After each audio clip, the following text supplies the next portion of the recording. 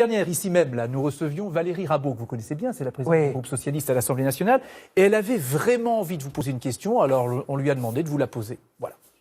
Bonjour Cédric Villani. C'est la première fois que l'Assemblée nationale compte parmi les députés un Medai Fields, c'est-à-dire l'équivalent d'un prix Nobel en mathématiques. Alors moi j'en suis ravie, même si nous ne faisons pas partie du même groupe politique.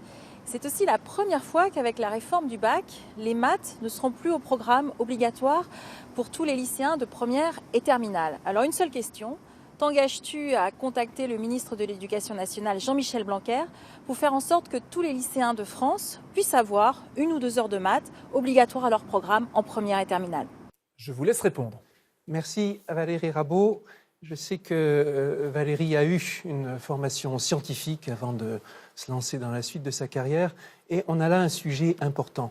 Et je vais rappeler... Répondez-lui. Non mais répondez-lui. Oui. Est-ce que vous allez aller voir Jean-Michel Blanquer pour lui dire qu'il faut qu'il y ait des maths en première et en terminale pour tout le monde? Je l'ai déjà dit à Jean-Michel Blanquer et il le sait. Et même si c'est... Vous avez déjà dit quoi? Et c'est ce qu'il faut, la mathématique. Pour tout le monde, il le sait et c'est prévu. Simplement, c'est dans les détails qu'il faudra regarder ça.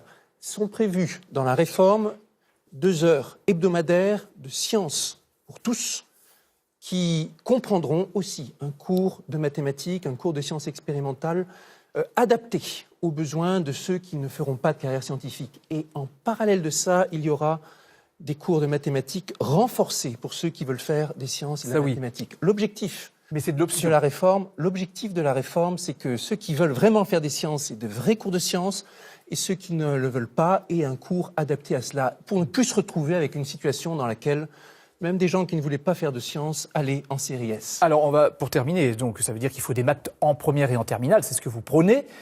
Au bout du compte, est-ce que ça veut dire que les maths doivent rester une matière obligatoire au bac? Et oui ou non? Il faut garder disons, science obligatoire au bac. C'est pas forcément des maths. Pas forcément des maths. Google a inauguré à